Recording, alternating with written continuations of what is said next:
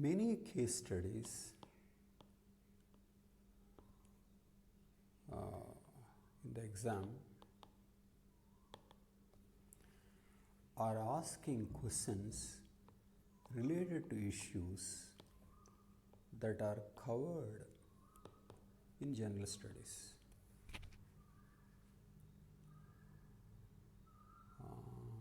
There are more and more questions coming like that. So what should be students' strategy on this regard?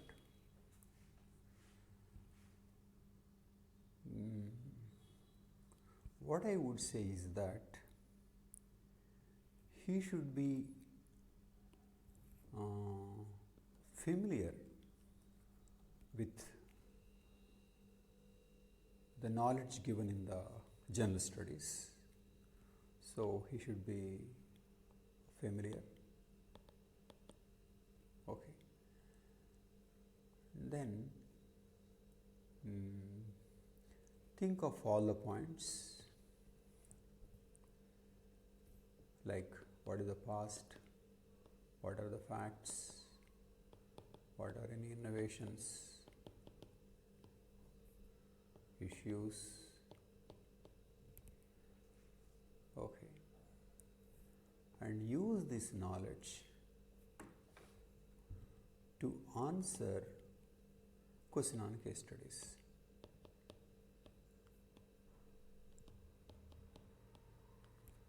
Okay.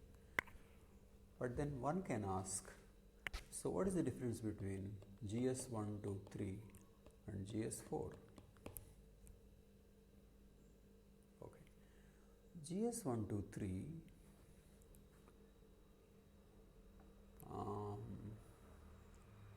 doesn't explicitly mention the issues of justice. But here you bring the issue of justice. Okay. It means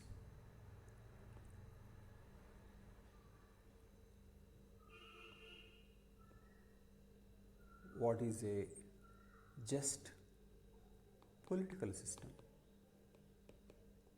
What is a just economic system? And why do we say something as just? So here you bring ethical thought.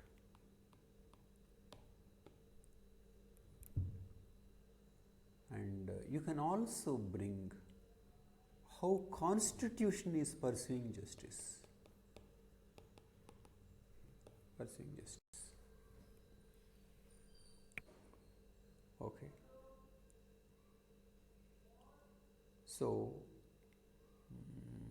let us see how this works out. Now let us take an example.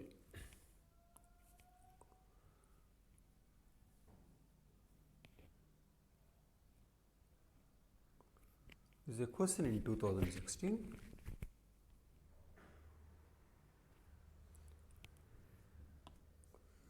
Land needed for mining, dams and other large scale projects is acquired mostly from Adivasis, hill dwellers and rural communities.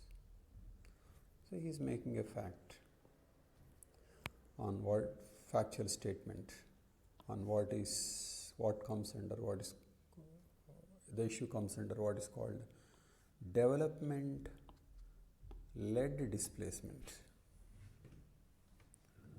Okay, which studied in general studies and also some optional papers.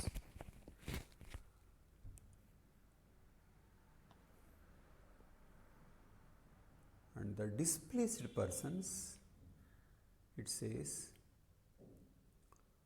are paid monetary compensation as per the legal provisions. However, the payment is often tardy, late, and it can't sustain the displaced families for long. Okay, so money is slow or little, and these people don't possess marketable skills to engage in some other occupation. They end up as low paid migrant laborers. So they end up as marginalized workers. Moreover, their traditional ways of community living are destroyed. So community life is destroyed. Community life means living together. This togetherness as a community is destroyed.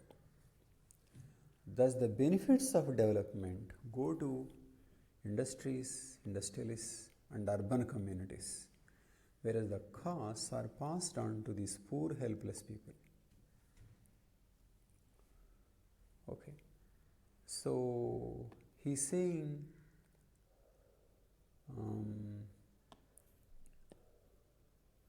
the costs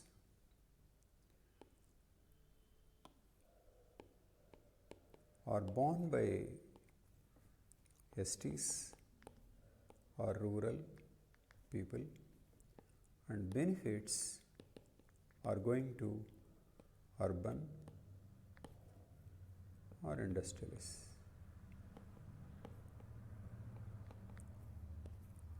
Okay. And this, he says, unethical. Okay. And now he asks, suppose you have been entrusted with the task of drafting a better compensation cum rehabilitation policy. Okay.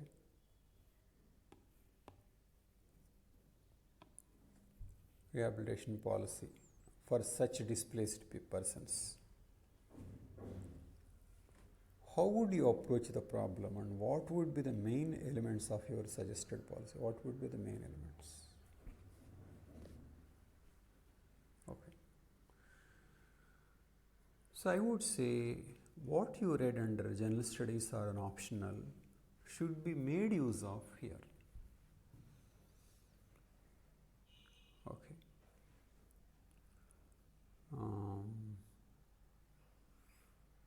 First of all, we can say, though of course you are here to draft a better policy, okay, I am not actually answering the way you should answer, but I am giving certain ideas about how you go about answering. First of all, you have to see what the project is. What the project is. Is project needed? Does it contribute to sustainable development? Okay. Is it in tune with climate change?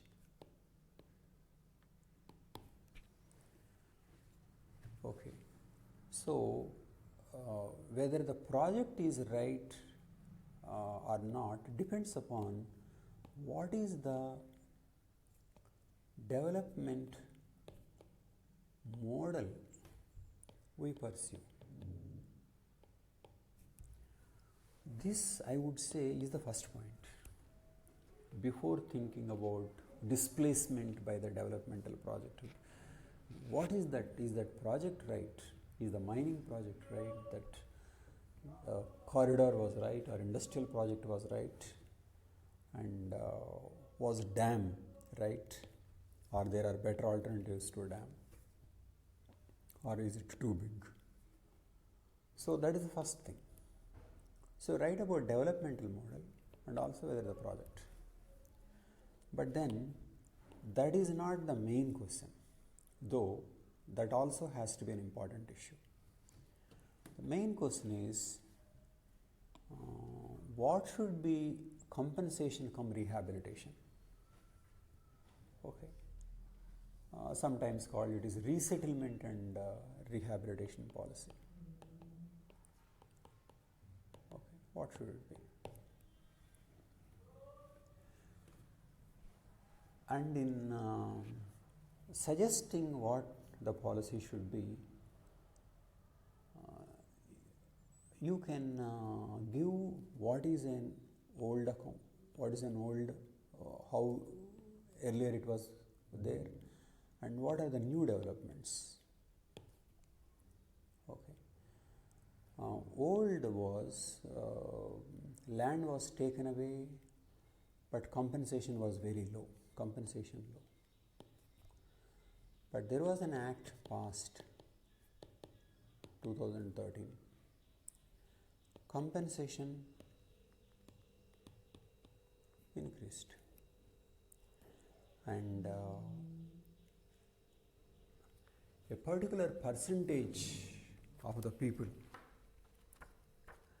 have to give consent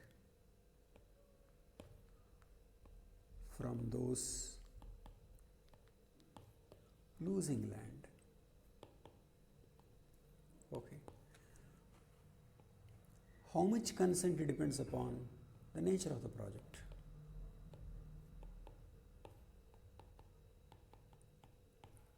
Okay. This is to ensure participation of the people. Okay. And then it also says there should be social impact assessment. All the issues of impact like environment livelihood issue,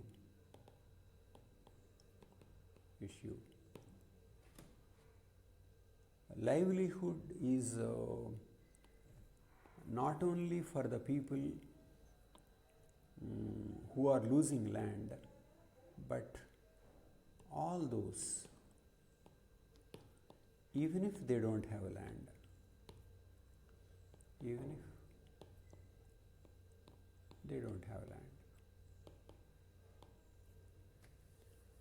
Okay. So consent and impact all considered. Only after all this considered, project is approved. Okay. That is an important thing. And then after the project is approved,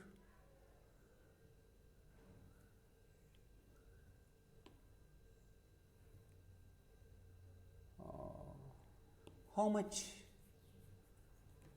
compensation? How much?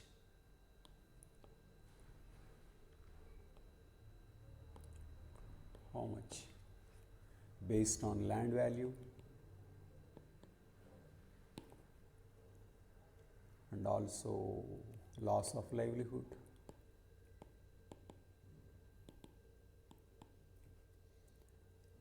Okay. This law 2013 increases the cost of acquisition. So this is an important development, and social impact assessment and also consent clause is also good. And this law is about individual farmers, but there are certain acts that sought community consent. FRA, Forest Rights Act, in certain cases, in certain projects, PESA. So which means community consent also plays an important role. Okay. Why these consent clauses and these issues are important, because how this consent is linked to resettlement and rehabilitation, because consent comes only when is proper and acceptable. So instead of one suggesting simply unilaterally, if it is linked to the consent, then it will be ensured that only with a proper policy consent will come. So consent is a very powerful thing. Individuals, percentage of individuals, percentage other communities. Okay. So these are the issues. Okay. But often these are ignored. For example, Polavaram project. So many villages opposed but continued. But there are cases of successful resistance, like Vedanta project. Okay, village and forest communities opposed, and this was dropped. So if people fight, they may stall a project. Okay. So that's it. But then we said, what is the theoretical perspective of this? Can ethical thought be applied?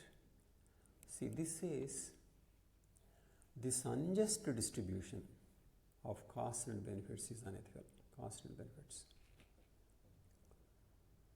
What is this unjust distribution about costs and benefits?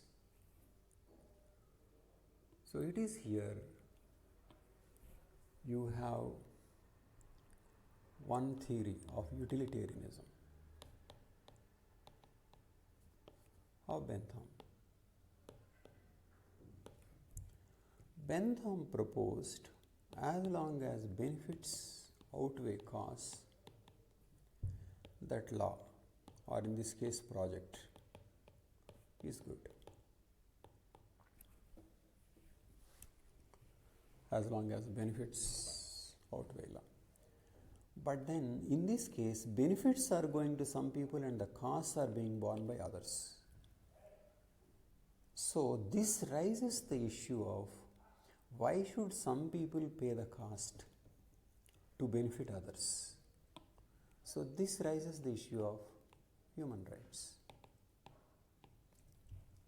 So these issues are raised by Mill. So you can cover Bentham's utilitarianism and Mill's objections to why individual is important as a part of giving theoretical approach to these issues. Okay. And also the Indian Constitution has a particular idea of what justice is, the constitutional morality. Okay. Directive principle says the state shall strive to promote the welfare of the people by securing and protecting a just social order. And more particularly for economic issues, 39B and 39C are important. 39B says equitable distribution of resources for common good. So this is one very important provision.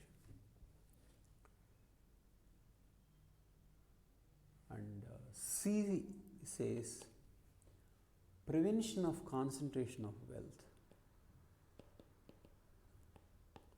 Prevention of concentration of wealth. and means of production. Means of production. So, development-led displacement can be a violation of what the Constitution thinks as just order. So, a constitutional document itself is the source of ethics. Okay. And in this case, you can also think of innovation. Okay. The innovation in this case is what is called land pooling. For example, Amaravati got 30,000 plus acres through land pooling. What is this land pooling is possible, not in every case. For example, dam, not possible. But industry is possible. So what is land pooling?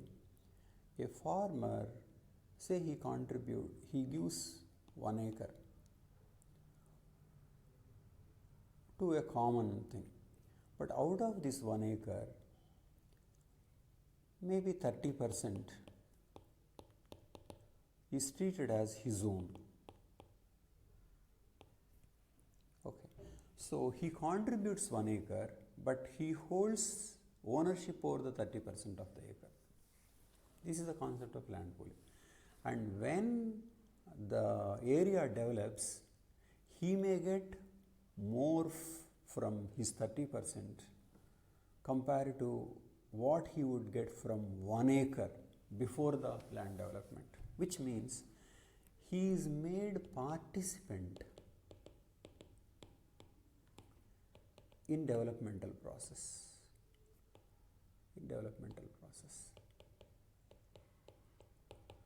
So this is an extremely innovative idea where the losers of land are gaining from the developmental process. So benefits all. This is participatory, and so this is just. So this is how you can approach GS related questions in an ethics paper.